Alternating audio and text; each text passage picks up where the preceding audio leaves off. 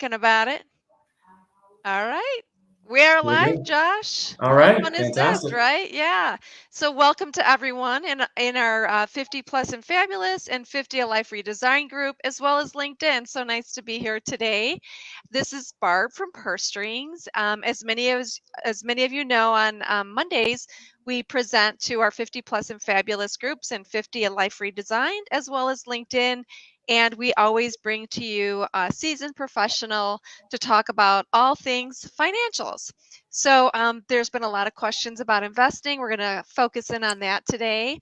Just a little bit about Purse Strings is we provide at Purse Strings free information and resources women can use to make smart financial decisions for themselves and their families. And the reason we created this Purse Strings model was because too often we saw where the financial industry was really not serving a female market. All the data will tell you that, all the research will tell you that. We've done the research, we've held the focus groups. Women will tell you that. And what happens then is women don't really always plan for their financial future, and sometimes the industry doesn't have their best interest in mind. And too many times we've seen women had to cobble together, uh, jobs to pay for their retirement, things like that. So that all stops with Purse Strings. Because at Purse Strings, we provide free tools and resources for women on all things financial to help them make smart financial decisions. And then we scour the landscape and we find individuals like Josh today who want to serve a female market, know how to serve a female market, and what women want from their financial professionals. So we're so glad that Josh is here today, and we're going to talk about basic financial investing. So often women will say, I'm ready to invest. I want to dip my toe in. I just don't know where to start. Too often the lingo has been a little complicated. I'm not quite sure what one thing means over the other. And that's all normal because this is not our area of expertise, right? You're venturing into investments. It's a lot of different verbiage. There's so much going on now, right? I mean, more than ever before. Cryptos, a currency. I mean, different places are accepting that now. It's like, what is going on here? So glad to have you, Josh. Josh, why don't you tell us a little bit more about you, where you come from? I know you're from Canada, and Hmm. a little bit about what you do. Yeah, so thanks for joining us, everyone. We're really excited to have everybody here today, answer any questions that you might have. A little bit about myself. I'm married to my beautiful wife, Kim. We have two amazing boys, Ryan and Aiden, 8 and 6 years old, that are very active in sports, which keeps us quite busy. I work in the financial services industry with Desjardins Insurance and Financial Services, focused really specifically on protection, financial investment, retirement planning, and things of that nature. Okay. I'm really interested in community involvement. Yeah. Currently got the facial hair going for Movember. Oh, that's Uh, right. No Shave November. Love yeah, it. so it's very close to home. My dad was diagnosed with prostate cancer this year, Oh, unfortunately. So, oh. we're very much supporting that cause and trying Hmm. to reduce that impact for families going forward. So, and yeah, I'm very passionate about giving females gender equity in every opportunity. I coach women's sports. I did my master's degree in gender equity, and really just want to see this portion of the population really be better taken care of. So that's why we're here today.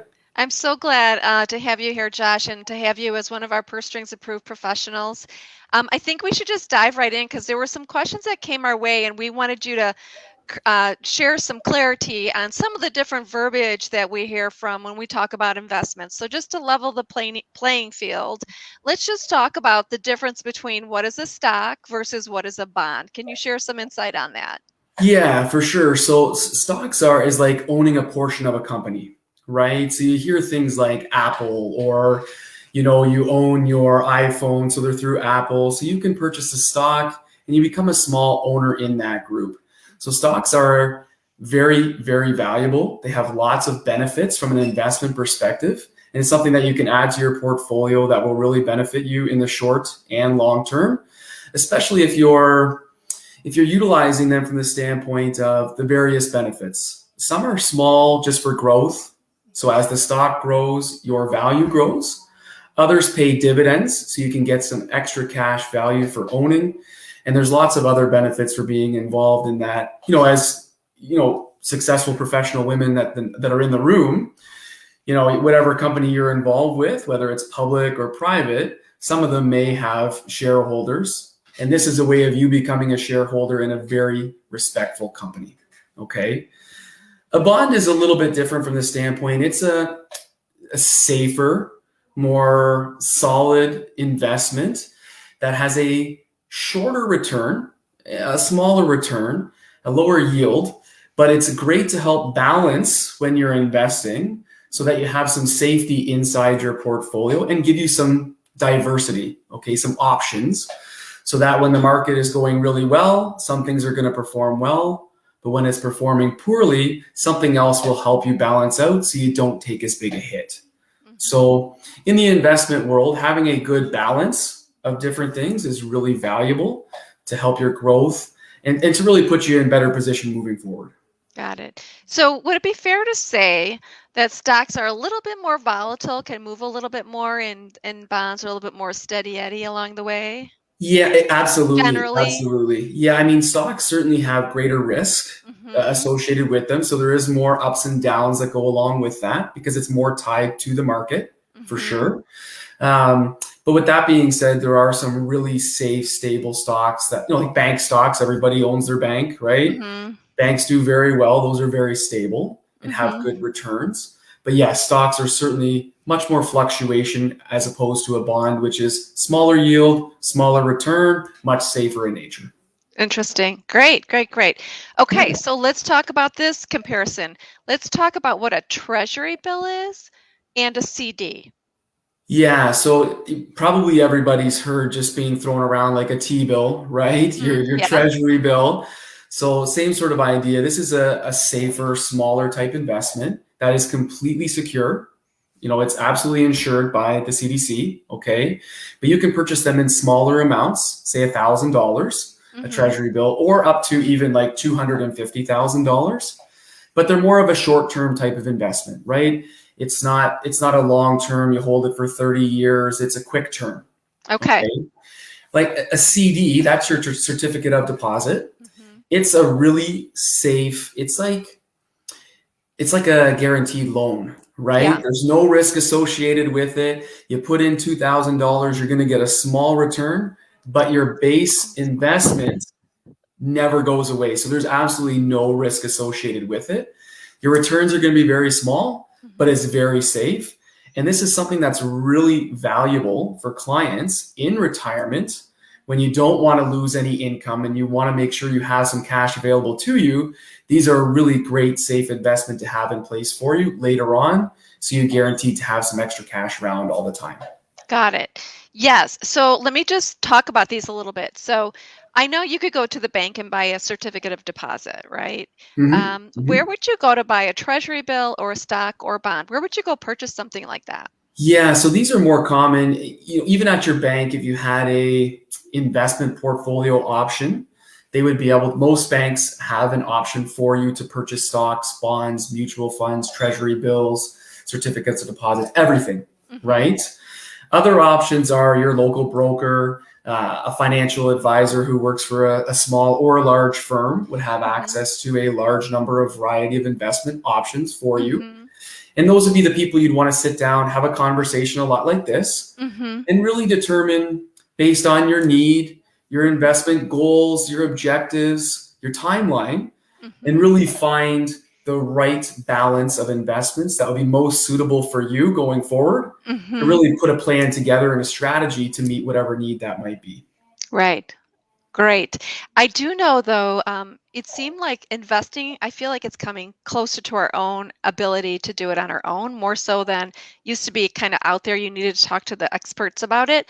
But now there's so many different kinds of apps right on your phone. If you just wanted to try a little bit of investing on your own, you could almost dip your toe in that way. Wouldn't you say, just to learn a little bit?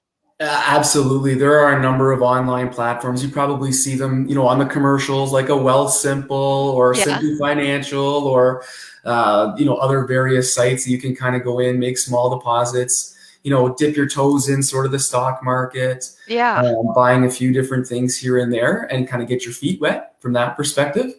And certainly those are really financially feasible It doesn't Mhm. cost as much to make various trades. Right. And you can buy one stock as opposed to your broker's going to convince you to buy $10,000 worth of a stock or something Right. else like that. So it certainly gives you more latitude and freedom for sure.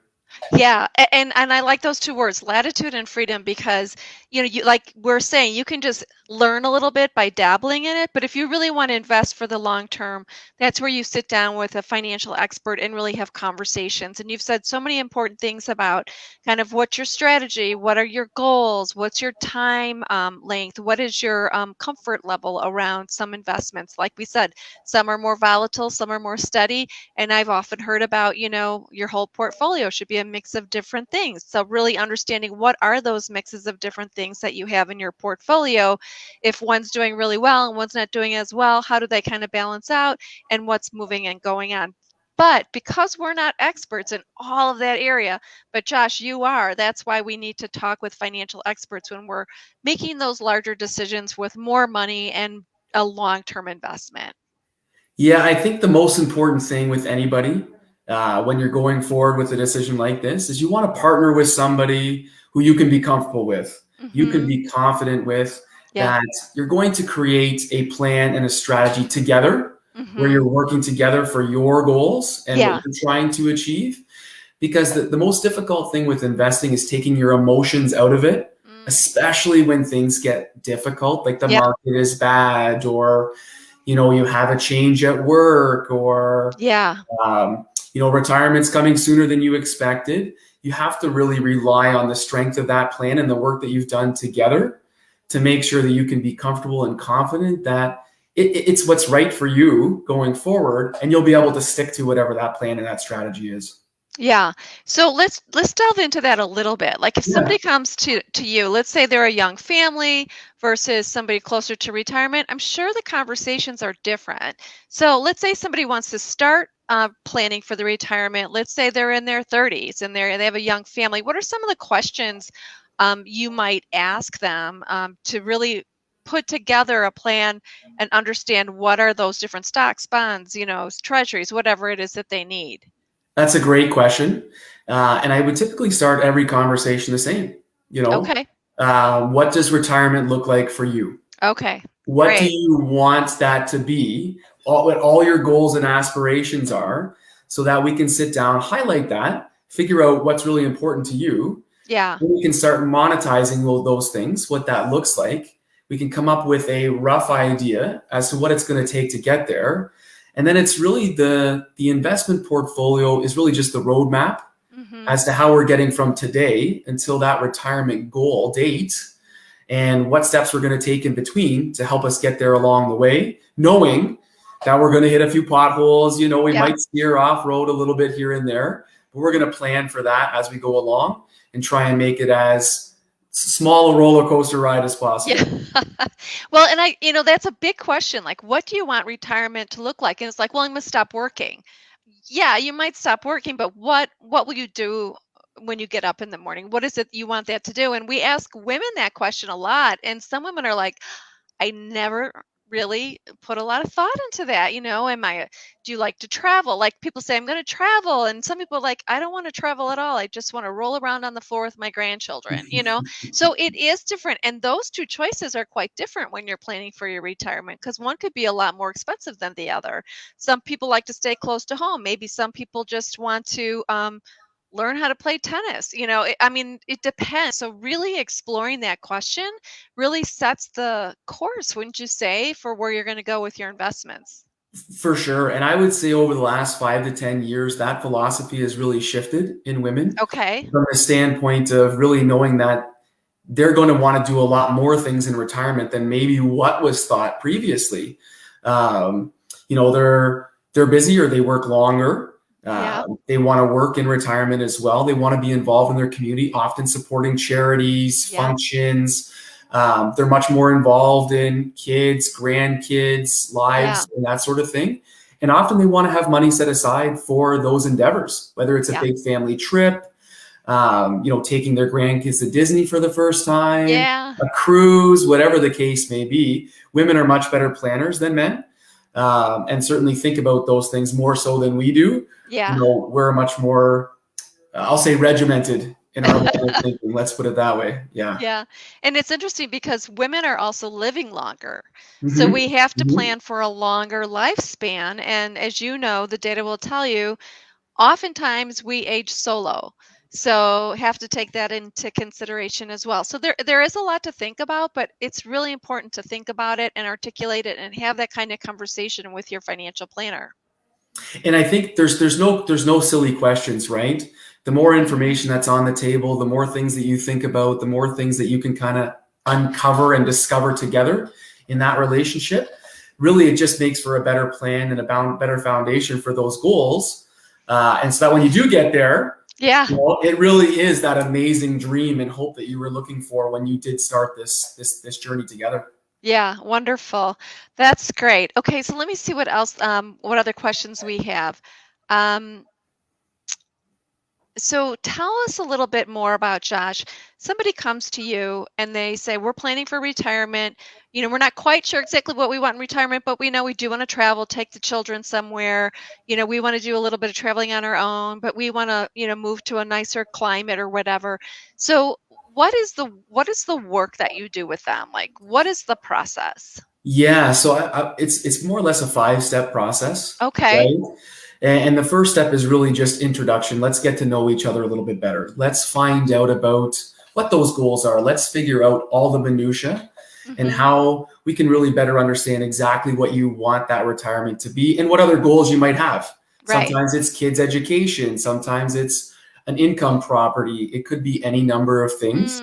Yeah. We want to figure out all of those goals and put Mm-hmm. them on paper and figure out what exactly that looks like. Yeah. The second portion is really just understanding what type of investor you are. Mm. Everybody's different, Mm-hmm. whether they're brand new, they've been doing it for 40 years. Everybody has different investment objectives. Some Mm-hmm. people are very high risk, like myself. Yeah. In the market, I'm going to leave it. I'm not worried about it. Yeah. Having been involved for a long time, I'm super comfortable with the swings, right? Yeah. But I can go to sleep at night and I'm comfortable being down 30, 40, 50,000 in one night, knowing it's going to come back. Not everybody can do that, No, that's called the right? sleep test. Yeah, right. So Yeah. you need to do those things. So you really have to understand what your investment comfort is. So Mhm. that's kind of stage 2. We call that know your client. And Yeah. that's just really understanding their investment objectives, their risk tolerance, and how those can match together to really put you in the right type of investment strategy and portfolio. Got it. Okay.